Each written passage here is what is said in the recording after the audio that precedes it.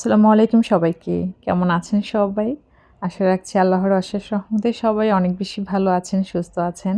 এই প্রত্যাশায় শুভকামনায় আপনাদের সবাইকে আকন্দ হোমস ডায়েরির আরও একটি নতুন ভিডিও দেখার জন্য ওয়েলকাম জানাচ্ছি। ভিডিওর শুরুতেই আপনাদের প্রতি অনেক বেশি কৃতজ্ঞতা জানাচ্ছি যারা সবসময় আমার পাশে আছেন, আমাকে সুন্দর, সুন্দর কমেন্টসের মাধ্যমে আমার কাজে ইন্সপায়ার করেন। আসলে আজকে খুব করে চেয়েছিলাম, কেন যেন এমনটা হচ্ছে যেদিনেই চাই যে আজকে হচ্ছে কমেন্টস পড়ব, সেদিনই যখন ভয়েস ওভার দিতে আসি কারেন্ট থাকে না। তো কারেন্ট না থাকলে আসলে কমেন্টগুলো তো আমি অন্য একটা ফোনে ভিডিওটা অন করে দেন কমেন্ট সেকশনে গিয়ে কমেন্টগুলো পড়া লাগে। তো সত্যিই খুব করে চাওয়া থাকে অনেক সময় যে আপুদের কমেন্টসগুলো পড়ি। তো যাই হোক, আজকের ভিডিওটা রাতের রান্নার প্রস্তুতি দিয়ে শুরু করেছি। প্রথমে আমি ডালটা আর হচ্ছে চুলায় ভাত বসিয়ে দিয়েছি। রাতের রান্নার প্রস্তুতি বললেও ভুল হবে। বলতে পারেন যে ব্যস্ত সকাল আমার সুন্দর করার জন্যই আমার রাতের এই কাজকর্মগুলো বা রাতের যে রুটিনটা করে নিয়েছি। এখন দেখা যায় যদি রাতে রান্না থাকেও আমি চেষ্টা করি সকালের রান্নার কাজ কিছুটা হলেও গুছিয়ে নিতে।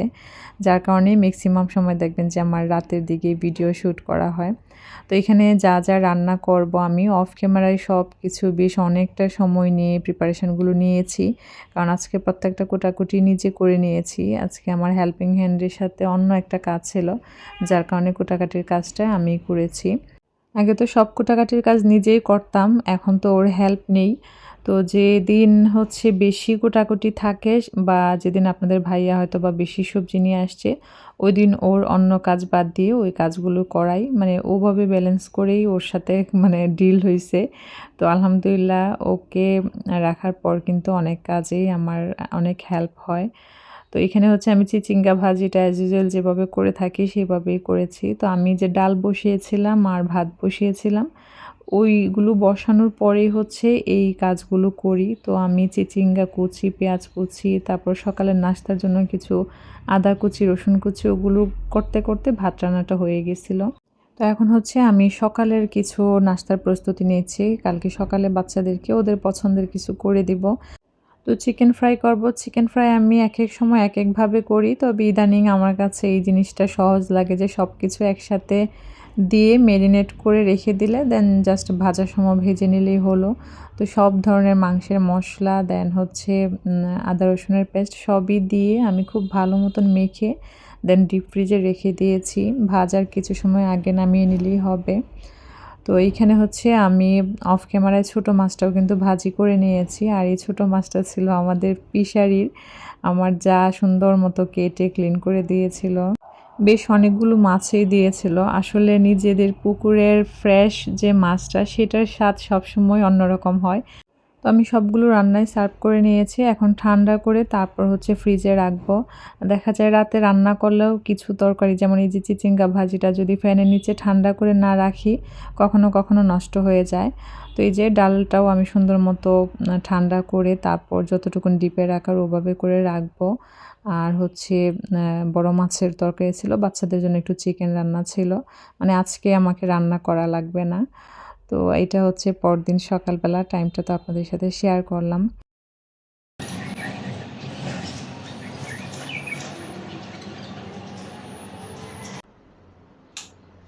আজকে সংসারের কাজগুলো একদম ভোর ৫টা থেকেই শুরু করে দিয়েছি। কারণ আজকে বাহিরে যাওয়া আছে।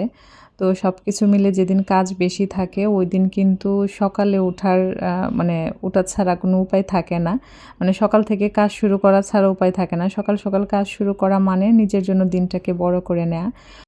তবে ঘুম থেকে উঠেই কিন্তু আসলে কাজে লেগে পড়া যায় না। আমি তো একদমই পারি না। আমার কথা হচ্ছে আগে নিজের মতো সময় কাটাবো, তারপর কাজ শুরু করব।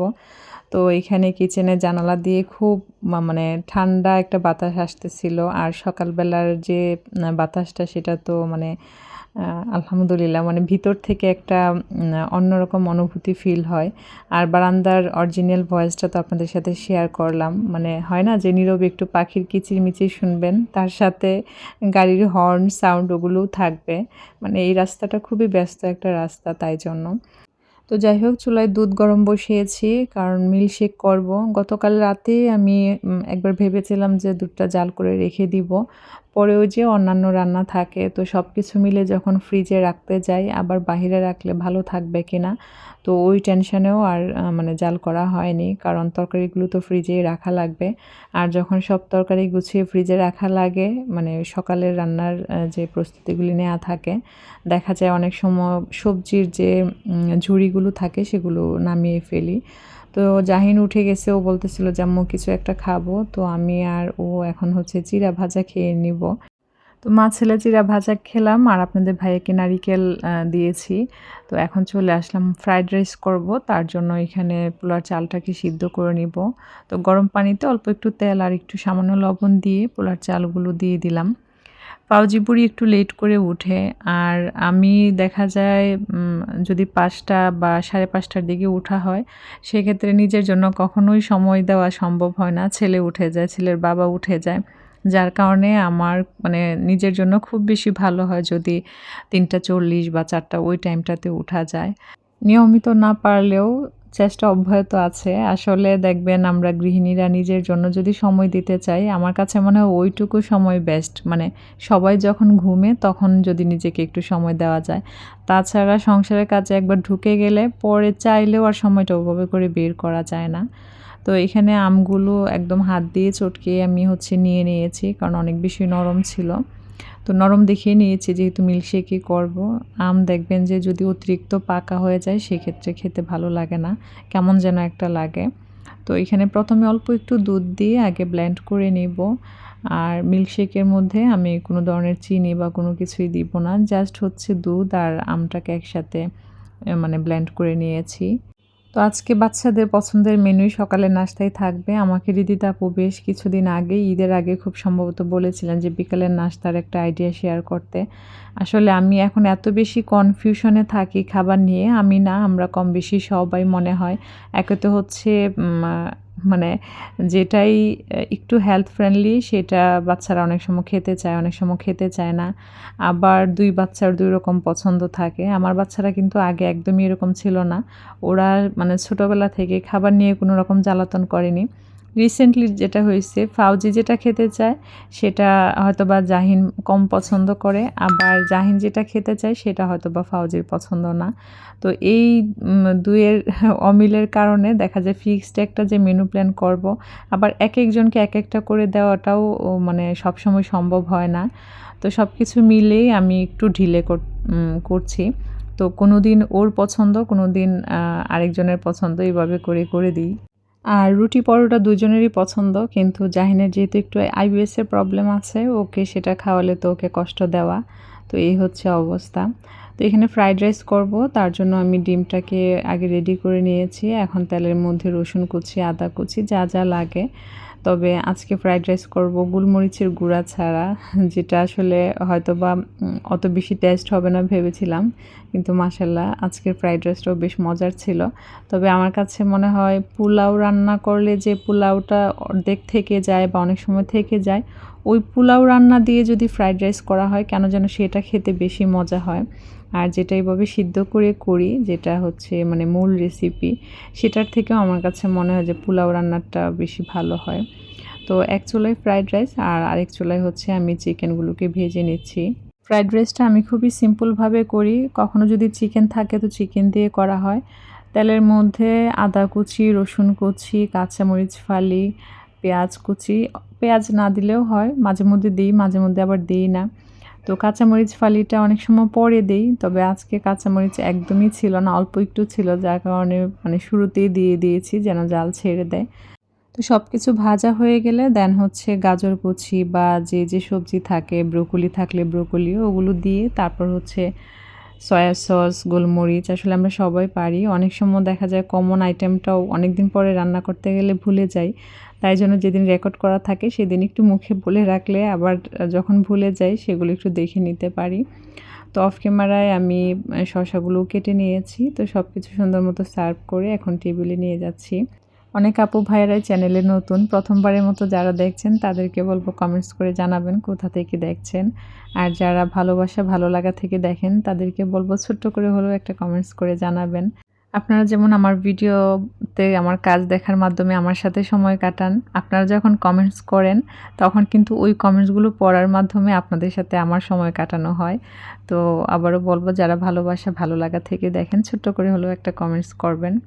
তো এই ছিল আমার তাদের জন্য স্পেশাল আয়োজন। আজকের সবকটা খাবারই বাচ্চাদের পছন্দ। যদিও ফাউজি ফ্রাইড রাইস খায় না, মানে সে খেতে পারে না, তার ভালো লাগে না। তো মিল্কশেক আর চিকেন ফ্রাইটাও পছন্দ করে।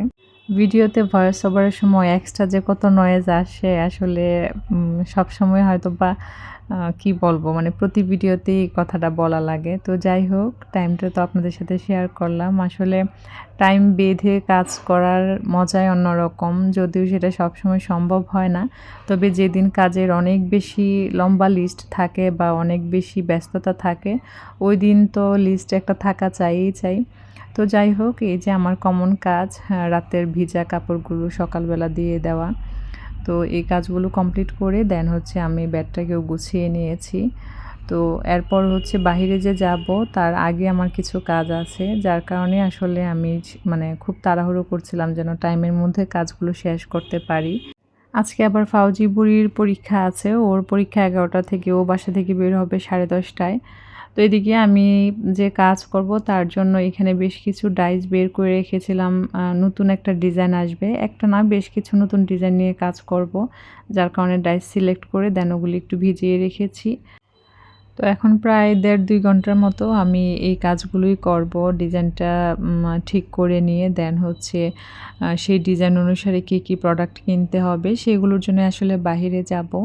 তো আমি গোসল করে নিজের জন্য ব্ল্যাক টিও বানিয়ে নিয়েছি। তো আজকে যখন ব্ল্যাক টি বানাচ্ছিলাম রিদিতা আপুর কথা মনে পড়ছিল। আপু বলছিল যে ৩ বারের বেশি খাওয়া ঠিক হবে না। তো এখন আমি চেষ্টা করছি যেন বিকেলবেলা কোনো ধরনের ব্ল্যাক টি বা কোনো কিছু না খাই। ৩ বারের বেশি যেন খাওয়া না হয়। তো আমি হচ্ছে জোহরের নামাজ পড়ে দেন হচ্ছে আমি আর জাহিন বের হই ফাউজি বুড়ি তো স্কুলে। তো আমি একদম বাহিরে এসেও একটা তাড়া থাকে যে ফাউজি বুড়ি ব্যাক করার আগে যেন বাসায় ফিরতে পারি।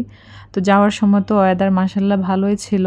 কিন্তু আসার সময় আপনারা লাস্ট ফুটেজটা দেখলেই বুঝতে পারবেন। মনে হচ্ছিল পানিতে মানে অটোটাই ডুবে যাবে এরকম অবস্থা। তো ভিডিওর প্রায় শেষ পর্যায়ে চলে এসেছি। কেমন লেগেছে কমেন্টস করে জানাবেন। আবারও বলব, ভুল ত্রুটিগুলো ক্ষমা সুন্দর দৃষ্টিতে দেখবেন, সেই সাথে কমেন্টসে জানাবেন। তো আজ এই পর্যন্তই। সবাই ভালো থাকবেন, সুস্থ থাকবেন। সবাই সবার জন্য দোয়া রাখবেন। ধন্যবাদ সবাইকে। আল্লাহ হাফেজ। আসসালামু আলাইকুম।